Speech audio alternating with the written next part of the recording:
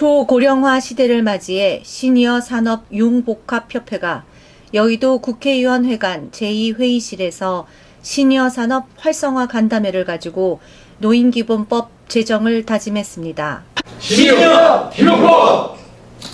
이번 간담회는 시니어 산업 융복합협회 주최로 열렸으며 민병덕 국회의원을 비롯한 여러 전문가들이 참석해 시니어 산업의 현황과 발전 방향에 대해 다양한 의견을 제시했습니다. 권어금 회장은 개회사에서 시니어 산업의 활성화는 단순히 경제적 측면을 넘어 시니어들의 삶의 질을 향상시키고 사회적 가치를 창출하는 중요한 과제라고 강조했습니다. 방금 소개받은 시니어 산업융복합협회 권어금입니다. 대한민국 시니어 인구 현재 1,000만입니다. 1,000만이 조금 넘었죠. 초고령 사회란 나라 전체 인구의 20%가 되면 초고령화 사회라고 일컫습니다. 2025년 대한민국은 초고령화 사회가 됩니다. 내년입니다. 내년. 그러다 보니 시니어 이름을 내서 수많은 비즈니스가 생겨나는 실정입니다. 그러나 시니어 생체 리듬에 맞는 맞춤형 정책과 산업이 이루어져야 하는데 이름만 시니어를 붙여 소비를 부추겨서는 지속적이지 못할 것입니다. 시니어들이 가지고 있는 소중한 경험의 가치와 자산을 어떻게 지키고 활용할까요? 또 달라지고 변해가는 시니어들의 건강은 어떻게 지키고 유지할까요? 시니어에 맞는 소비 공간, 시니어에 맞는 문화 공간, 시니어에 맞는 일자리 창출, 시니어에 맞는 교육 등등 시니어에 맞는 라이프 스타일 등 다양으로 시니어 전성시대라고 합니다. 그렇다면 현재 시니어 정책은 시니어 산업은 어디까지 맞는지, 다른 나라들은 어떤 정책과 산업이 활성화되고 있는지 짚어보는 첫 번째 오늘 간담회 시간입니다. 앞으로 지속적으로 시니어들을 위한 간담회를 개최해 시니어 전문 맞춤형 콘텐츠를 창출하고 시니어 산업을 활성화하는 데 최선을 다하겠습니다. 민병덕 국회의원은 시니어들이 가진 소중한 경험과 자산을 보호하고 이를 사회적으로 유용하게 활용하는 방안을 모색하는 것이 중요하다며 시니어의 경험은 사회의 중요한 자산으로 이를 적절히 활용하지 못한다면 그 가치는 빛을 잃을 수 있다고 강조했습니다. 옛날에 우리 공자시대 때 그 나이에다가 요즘 의사 선생님들은 그렇게 말한다고 합니다. 70이면은 고이라고 하잖아요. 88세면은 이수 이렇게 얘기하고. 그런데 그 나이에다가 0.7을 곱하면 지금이 맞답니다. 그래서 고이인 분들은 70세니까 0.7 곱하면 50이 안 될 겁니다. 49세밖에 안 되신 거고, 우리 어머니가 85이신데 뭐 말로는 뭐 내일 죽을지 모르겠다, 모레 죽을지 모르겠다, 내가 삶을 얼마나 산다고 맨날 그러시면서 여행을 갈 때는 좀 같이 갔으면 좋겠다고 그러고 못 가겠다고 하면서 같이 가자고 좋아하시고 뭐 그러시는데 어머니 지금 한갑도 안 되신 겁니다. 이렇게 말씀을 드리고 하는데요. 어쨌든 그 두 가지 측면 모두에서 정인대 우리 뭐라고 표현하시죠?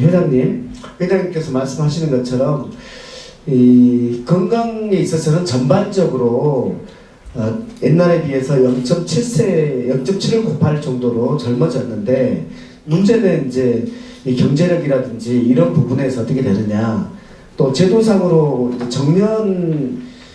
정년제라는 게 이제 이 청년 세대와의 그 균형 속에서 나온 제도 아니겠습니까? 근데 이 정년제도가 과연 맞는지, 이걸 재설계할 필요가 없는지, 이런 부분에 대한 문제가 있고, 또 하나는 실은 노인 빈곤의 문제가 있는데 이것 때문에 저는 더 부동산에 대한 좀 집착을 하시게 되는 거 아닌가 이렇게 싶거든요.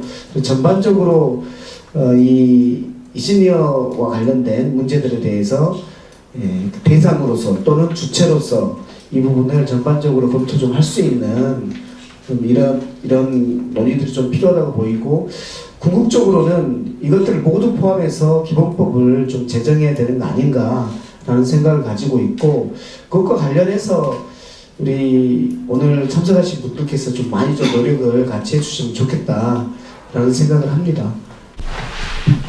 우리나라 사회가 이제 보면 양극화로 진행되고 있습니다. 노인도 보면 양극화되어 있습니다. 우리나라 초고령 사회 하면 노인 빈곤이라고 합니다. 지금 이제 우리가 말하는 시니어 산업이라는 것을 우리가 바라보는 시각은 시니어, 노인의 어떤 사업이라든가 노인이 해야 될 일에 대한 산업이냐, 아니면 노인을 대상으로 해서 수익을 얻고자 하는 산업이냐, 이런 관점을 또 분류해서 한번 생각해 볼 필요는 있다고 생각합니다. 네.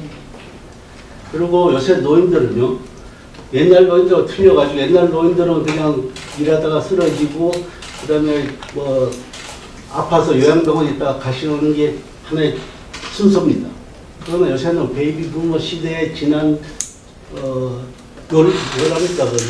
롤드죠?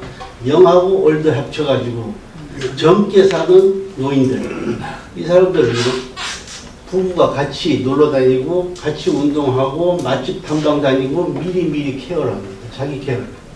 그것이 자기 어떤 사업이 될 수 있습니다. 앞으로. 그런 대상으로 해서 이제 사업이 개발되는데, 아까 우리 교수님 말씀에는 그런 것이 이제 일부라고 그러지만 앞으로 이것을 우리나라에서 잘 사는 시니어들, 액티브 하지 않습니까? 그 액티브 시니어를 하는데, 액티브 시니어들이 엄청나게 지금 바닥을 차지하고 있습니다.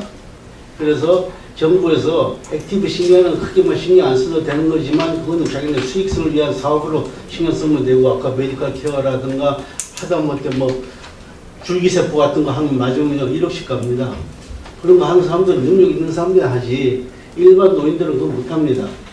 그래서 이제 우리가 사업을 할 때 저는 바라고 싶은 것은, 시니어 산업하면 노인들이 해야 될 사업하고 노인들을 수익성으로 대상으로 해서 하는 사업과 분류해서 좀 세부적으로 연구 좀 했으면 하겠다. 그래서 이런 것이 앞으로 우리가 필요하는 노인법, 노인기본법, 거기에 그런 것도 하나의 범죄를 넣었으면 좋겠다 하는 것이 간단하게 오늘 이 간담회를 듣고서 제가 한번 생각해 볼 내용입니다. 이상입니다. 최근 65세 이상 노인 인구 1,000만 명 시대가 열리고, 내년에는 노인 인구 비중이 20%를 넘어 초고령 사회에 진입할 전망입니다. 누구나 행복한 노후 생활을 꿈꾸지만 현실은 그렇지 못합니다. 우리나라가 직면하고 있는 현실은 OECD 국가 중 노인 빈곤율과 노인 자살률은 1위입니다. 그리고 노인 학대도 매년 증가하고 있어 매우 비참한 상황입니다. 1,000만 노인의 시대, 노인 인권 제정이 절실합니다. 선별적 접근이 아닌 노인의 기본적 존엄성, 참여권 등 보편적 권리를 보장받을 수 있도록 실질적인 노인 인권법 제정을 국회에서 마련해야 할 것입니다.